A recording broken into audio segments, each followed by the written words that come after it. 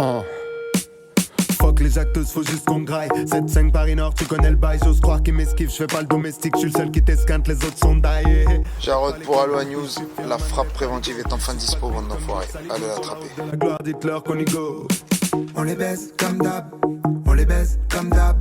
J'ai du mal à faire ce mandou, j'ai du mal à prendre sur WAM. Encore les mêmes qui m'affrontent, ils vont peut-être faire au sol, qu'ils aillent pousser la fonte. On les baise comme d'hab. Salut Jarod, comment vas-tu? Ça va, on est là, ravi de te revoir. T'as sorti un clip dernièrement qui s'appelle Comme d'hab. Ouais. Tu peux nous parler de ce morceau? Comme d'hab, c'est un morceau très spécial, comme les gens ont pu le voir. Je pense qu'on a réussi à faire quelque chose qui n'avait pas encore été fait. Musicalement, je pense qu'on ne peut pas donner de nom au style du morceau de Comme d'hab parce que ce style n'existe pas, je pense. J'ai jamais écouté ça. On a voulu, en tout cas, on a expérimenté. On a essayé de faire quelque chose d'assez spécial. Et on a eu de bons retours, ça a bien marché. Le clip tourne bien sur YouTube. Ils l'ont passé un peu en radio, j'ai kiffé, ça m'a fait plaisir. Et ben justement, est-ce que tu avais une réelle volonté de se démarquer avec ce morceau, ou est-ce que c'était il y a une anecdote derrière qui a créé le délire et qui a spontanément... J'ai fait un morceau, il était super spécial quand on l'a écouté à la fin, on a dit ah ouais, ok. Marie Fanstein m'ont aidé pour la réal, tu vois, à des moments ils m'ont dit de changer certains trucs. On l'a travaillé de manière assez matrixée. Et voilà, à la fin ça a donné ce morceau-là, l'ovni en tout cas de l'album pour moi. À chaque fois que les gens l'ont écouté, les artistes qui l'ont écouté, ils ont pété les plombs parce que c'est nouveau quoi. T'as jamais entendu ça. Quand on regarde ton album aussi, Frappe Préventive, à part le featuring avec Volteface, qui est un rappeur, il n'y a pas de featuring rap. Pourquoi ce choix? Ça n'a pas été un choix, c'est juste parce que j'ai pas eu le temps de me poser avec les artistes que je voulais inviter et d'enregistrer un vrai morceau. Tu sais, avec les plannings de chacun, parfois c'est compliqué, tu vois. Et Volteface, il était dispo à ce moment-là, on s'est penché sur le morceau et on l'a fait. Et franchement, très satisfait du morceau avec Volteface. Big up à lui. D'accord, là on va plus parler des réseaux sociaux. T'as tweeté dernièrement La Haine, le film La Haine de Mathieu Kassovitz, ça ne nous ressemble pas. Ouais. Stone de Ghetto Fab Blues Gang a répondu en disant que voilà, lui ça lui correspondait parce que lui il venait des banlieues parisiennes, de la périphérie de Paris. Qu'est-ce que tu penses de tout ça? Est-ce qu'il y a une espèce de pression entre les Parisiens et les gars issus les banlieusards, ouais. C'est vrai que c'est pour ceux qui connaissent, en tout cas pour les gens d'Île-de-France, ils savent très bien que Paris et la banlieue, ça a rien à voir. En tout cas, les quartiers de Paris et les quartiers de banlieue, c'est pas les mêmes, c'est pas la même mentalité. À Paris, justement, nous, on côtoie tout le monde, tu vois, parce que en banlieue, ils sont souvent justement dans des cités plus renfermées sur eux-mêmes, tu vois, et c'est les mêmes communautés à chaque fois qui habitent ensemble. C'est très communautariste, alors qu'à Paris, on voit un peu tout le monde. Enfin voilà, on voit les gens du monde entier qui viennent à Paris. Donc la mentalité est forcément différente. Et donc c'est pour ça que justement avec Sean, on n'était pas tombé d'accord, quoi. Moi, en tout cas pour moi, et je pense pour les Parisiens, les mecs de quartier parisiens, tout ça, la haine, ça leur a pas parlé plus que ça, tu vois, parce que c'était des banlieusards dans la haine, tu vois. Et donc je comprends qu'il ait eu ce succès-là parce que nous on est minoritaires en tant que Parisiens, tu vois. Il y a beaucoup plus de gens en banlieue, mais c'est pas... Moi, j'ai pas aimé ce film. Je l'ai trouvé trop caricatural et ça ressemblait pas à notre vie. Donc la N2, tu l'attends pas de pied ferme. Non, je vais même pas le regarder, je pense. Il y a un autre truc aussi, tu as partagé dernièrement une vidéo de Mathias Cardet qui parlait d'une certaine aristocratie du rap français, en citant Caris, Jacques Attali et Jean-Pierre. Qui s'appose justement ce game. Qu'est-ce que tu penses de cette... Ça m'a intéressé. Quand j'ai regardé la vidéo, j'ai vu ce qu'il disait, j'ai vérifié, c'était pas faux. Je dis bon, intéressant. Je sais pas s'il y a une manipulation. Je pense pas qu'il y ait une manipulation de Caris ou de certains artistes comme lui le dit. Après, je pense que il y a des liens à faire, faut faire attention. Je pense que justement notre musique elle a beaucoup changé. Il faut faire attention à ce qu'on est en train d'en faire. Et donc, tu sais, c'est vraiment... Je pense pas que ce soit de la faute des artistes et que ce soit volontaire. Je pense que les artistes, comme Caris ou d'autres, véhiculent seulement ce qu'ils sont, tu vois, ou pas, leur manière de voir le truc. Mais il faut faire attention en fait. Après, il faut un service après-vente. Il faut regarder après qu'est-ce que ça donne, quelles sont les répercussions, quelle influence tu véhicules, tu vois. Donc c'est pour ça que c'était intéressant cette vidéo de Mathias Cardet qui disait que justement il faut peut-être faire attention à nos valeurs, en tout cas dans le rap, tu vois, et ne pas basculer dans uniquement du divertissement ou dans du matérialisme. C'est vrai qu'aujourd'hui le rap est très capitaliste, voilà. Et moi c'est pas ma vision des choses. Après je respecte, tu vois, des gens qui sont là-dedans, tu vois, on est tous différents. Moi je pense qu'il faut quand même qu'une partie du rap garde justement ce côté critique sur justement le capitalisme et tout un tas d'autres dérives un peu de notre époque. Faut faire attention à sa musique.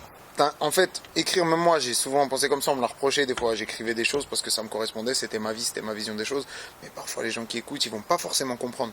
Donc même si tu dis quelque chose de subversif, arrange-toi pour que les gens puissent vraiment comprendre ce que tu veux dire, parce que sinon, si c'est trop hardcore et pas assez détaillé, les gens peuvent le prendre et l'utiliser au mauvais endroit, de la mauvaise manière.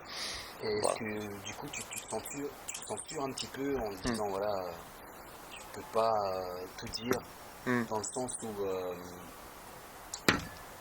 je ne veux pas créer d'amalgame, je ne veux pas créer de mauvaises interprétations des choses, etc. Je le fais quand même, je fais quand même ma musique parce que je pense que c'est nécessaire. Après j'essaie de m'arranger pour que d'une musique à l'autre on puisse vraiment comprendre qui je suis, quel est mon personnage et ne pas interpréter mal ce que je dis. Mais c'est vrai que je comprends aussi parce que en vrai quand tu fais de la musique, tu sais, faut que ça reste pur, tu vois, quelque chose qui sort, ça sort, faut le prendre, tu vois. Donc c'est pour ça que je pense pas que ce soit de la faute des artistes, tu vois. Les artistes ils font leur musique, ils font ce qu'ils aiment de la manière dont ils le veulent, tu vois. Mais après faut avoir du recul quand même sur tout ça, je pense. D'accord. Tu as fait aussi un freestyle tour. Ouais. Qu'est-ce que tu en tires de ces échanges? Le freestyle tour, c'est un petit concept pour ceux qui connaissent pas, voilà, on invite les gens, on va dans une ville par exemple, Lille, on donne rendez-vous sur la place principale, et à tous les kickers, on fait une vidéo et on rappe tous, tu vois, et on garde les meilleurs, on la met sur YouTube. Et on fait le tour de la France, on va au Canada, on va en Suisse, Belgique, pour faire ça. Ce que j'en tire, c'est que c'est une putain d'expérience. Ça tue parce que tu rencontres des MC de partout, des mecs qui sont super forts. Toi, c'est enrichissant en tant qu'MC, tu vois. Ça te fait de l'entraînement, on voyage, on vend nos CD aussi, nos t-shirts, on rencontre notre public. C'est hip-hop. C'est grave hip-hop et on va pas arrêter de le faire, on va continuer à le faire. Justement, voilà, j'ai retrouvé cet esprit hip-hop de par sa proximité avec l'échange, etc. Mais j'ai l'impression que tu me diras peut-être le contraire, que ces initiatives comme celle-ci se font rares. Est-ce qu'en général on peut parler d'esprit hip-hop dans le rap actuel? Et sous question, qu'est-ce qu'est hip-hop aujourd'hui? L'esprit hip-hop, tu peux pas le tuer. Il est là, il est présent en nous, tu vois. N'importe quel mec qui fait du rap, qui a déjà freestylé, tout ça, on va se croiser, on peut être de deux mondes différents, de deux pays différents, on va se comprendre un peu à travers le hip-hop. On a rencontré beaucoup de gens qui sont même pas francophones, tu vois, mais juste parce qu'ils sont dans le hip-hop, tu vois, le feeling il passe, tu vois. Donc l'esprit hip-hop, il est là, quoi qu'il arrive. Après, aujourd'hui, ouais, le hip-hop prend de la place, prend beaucoup plus de place qu'avant. Certains disent que voilà, ça le dénature, enfin il a tendance à être dénaturé. Je pense pas, je pense qu'il évolue, c'est tout, et qu'il y a de la pluralité justement dans l'esprit hip-hop et il faut en être fier. Je pense qu'il faut juste en être fier et si t'aimes ce style, va vers ce style, si t'aimes autre chose, va vers autre chose, mais je pense qu'il faut pas se parasiter, se mettre à juger. Il est bien comme il est et on a une bonne période. Je suis content en fait d'arriver dans le milieu à cette période-là du hip-hop parce que le hip-hop il est en train de changer et je veux faire partie de ce truc. Il y a aussi, concernant le rap, il y a eu la sortie du livre de Laurent Bounot, de suite de Bouscapé. Oui. Qu'est-ce que tu penses de cette initiative?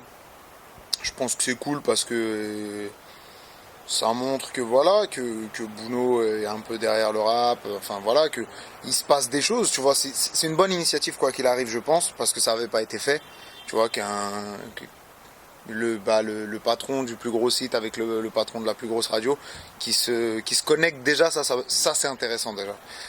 Après j'ai pas lu le livre, j'ai juste entendu les polémiques autour, tout ça. Je peux comprendre aussi que ce soit contestable, tu vois. On n'a pas tous la même vision du truc. Après pour moi, tu vois, moi je vois les choses très voilà, chacun a le droit de faire ce qu'il a envie de faire et si eux ils ont quelque chose à raconter, bah, qu'ils le racontent, tu vois. On peut adhérer ou pas adhérer, mais quoi qu'il arrive, il faut respecter parce que voilà, ils ont été dans une démarche pour le hip-hop, quoi qu'il arrive. Pour moi, ça c'est une démarche pour le hip-hop, donc je pense que c'est respectable. On ressent qu'il n'y a pas d'histoire de hip-hop, de patrimoine dans le sens où, à part le DVD de Mafia Quinfri, le documentaire de Kerry James, c'est pas vraiment de livres. Sur des livres, tu parles de livres, toi? De livres, ouais, voilà. Bah, y a rien qui a été écrit sur le hip-hop parce que y a une histoire. L'histoire, elle n'a pas été écrite dans des livres, justement. Mais on a tous nos classiques pour se rappeler. On a tous nos freestyles d'anthologie. Je suis désolé, pour moi, le hip-hop, il a une vraie histoire en France. Hein, je parle en France déjà. Aux États-Unis, on sait très bien que là-bas, c'est devenu vraiment limite c'est au panthéon, quoi, le hip-hop. Tu vois, c'est pas n'importe quoi. Mais ici aussi, on a notre histoire et il est dans notre panthéon. Il y a des gens qui ont grandi qu'avec ça, tu vois. Je pense qu'on est entre gens là qui avons grandi qu'avec du hip-hop. Et moi, je peux t'en parler des heures du hip-hop, tu vois, je peux te raconter l'histoire du hip-hop pendant des heures, je peux passer une nuit à te raconter, qu'est-ce qui s'est passé à l'époque de Time Bomb, les connexions, elles ont été faites, qui s'est mis avec qui s'est séparé, les morceaux d'anthologie, les freestyles de ouf en radio, franchement, je peux t'en parler pendant des heures. Le rap, il a son histoire ici. Donc, c'est indéniable. Et il y a aussi... Bon, du coup, je pensais que tu allais me contredire, mais il y a la disparition de la presse rap, c'est quelque chose de très évident. Ouais. Comment tu peux expliquer cela alors que, comme tu dis, la scène hip-hop est en train d'exploser en tout terme, elle se popularise, elle se diversifie, mais comment ça se fait que ce genre de choses sont en train de disparaître à la télé aussi? Parce que c'est pas seulement c'est pas seulement le papier au niveau du hip-hop qui diminue, c'est tout simplement les journaux se vendent moins, les magazines se vendent moins, donc je pense que voilà, un milieu pas assez développé en tout cas comme celui du hip-hop, là-dedans, il saute le premier, quoi, il fait partie des premiers qui vont sauter. Donc après, pour moi c'est normal, hein, mais on a quand même internet, ça vit sur internet, il n'y a que du hip-hop sur internet. Et un dernier mot pour Aloha News. Merci d'être revenu. L'album sort le 24 novembre, c'est un album éclectique, c'est un album fort. Il va plaire, vous pouvez le mettre de la première à la dernière, il est cohérent. Donc voilà, j'espère que le public va aimer. Big up au public belge, on va venir bientôt pour les Freestyle Tours. On va venir à Lille et à Bruxelles. Et j'annonce le Freestyle Tour samedi 29 à Paris, place du Palais Royal. On fera des dédicaces, on fera des photos et un gros freestyle, donc tous les kickers de Paris et d'Île-de-France, venez nombreux. 24 novembre dans les bacs, big up à Aloha News. J'ai vu mon avenir dans ton regard de haineux. Je n'en vis qu'une escale, j'ai du mal à tourner ma veste.